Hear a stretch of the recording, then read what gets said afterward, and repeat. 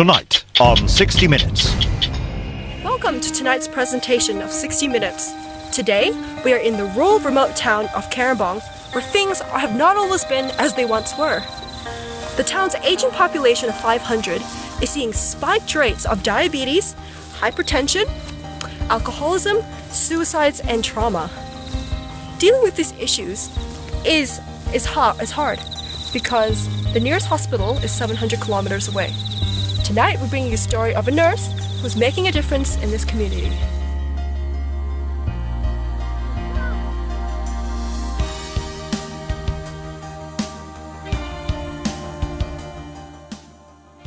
Joy, how would you describe your role working as a rural community nurse? Nurse is quite important because I'm one of the only nurses in this area. It means that everyone comes to me to ask advice and to get help for medical reasons, and it's up to me to determine whether they need to go to a hospital or see a facility or get referred to a specialist. That all comes down to me to decide and to refer them. And because we're in a rural area, we don't have the access to as many resources and education as people from the city would, and therefore it comes down to me to educate my patients on what their rights are, what services and facilities are available to them, and if they have a disease that they've recently been diagnosed, it's up to me to educate them on what they need to get done, medication that needs to be taken, how should it be taken, when. So I just have to give the best quality care to them until they are well again, or for people that have chronic diseases, just continue maintaining that patient-nurse relationship and help them through whenever they need it. And so it's quite a big job. It's very diverse, and I get patients from maternity to trauma cases, but it's definitely a job worth working in, and yeah, I really enjoy it. Wow, so your role seems really dynamic and challenging yet rewarding.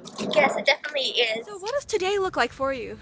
Today I'm actually going to visit a man named Jack McDonald. He was in an unfortunate accident 2 weeks ago and has a horrible wound to his lower left leg. He's also suffering depression. He just got back from hospital, so I'm going to go help him. I'm going to give him the support that he needs. I'm also going to give him some referrals to see a psychologist, and I'm just going to continue to work with him until he's fully recovered.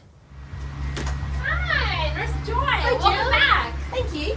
This is Meredith Cooper. She's from 60 Minutes. Very nice to meet you. Observing. Sure. Yes, she can. Jack is waiting to see you. Come.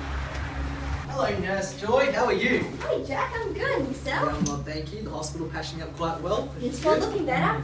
Well, hello, Jack McDonald. Meredith Cooper from 60 Minutes. Oh, pleasure to meet you. Welcome to Karambong. At the hospital, they gave us a lot of things, and we're just wondering, are you able to help us and walk us through it and see how we can better use this for Jack's leg? Well, first I'm just getting the bandage off. That looks a lot better than what it did a week ago. And what's that yellow stuff over there? That's betadine, and what it does is fights bacteria. When you're swiping, what technique do you follow? You start from the inside and you go out. Okay. So that's what I'm doing. I'm just starting the inside and working my way out. That way I'm not bringing any possible bacteria from the outside of the wound into the wound. So nurse, what does this dressing do, the one that you just put on top? Well, it works as an extra barrier to keep out bacteria, but it also works as an absorbent to exudate. And because I've got one that has silver in it, that actually helps fight off infections. So it's more effective compared to if I used a different dressing. So for his wound, this is the best one. Oh, that's Joy, good. the doctors gave me this as they found out that I had asthma. Yeah, I'm struggling to do this the right way. I'm not sure. Okay, well firstly, show me how you do it. Okay, there's a few big mistakes there, so I'll show you. So first off, you breathe fully out. You press it once, breathe in deeply, hold it, then breathe fully out. Then you wait to see if it's had an effect. If it hasn't, then you would do a second one and repeat the motion. Would you want to try that?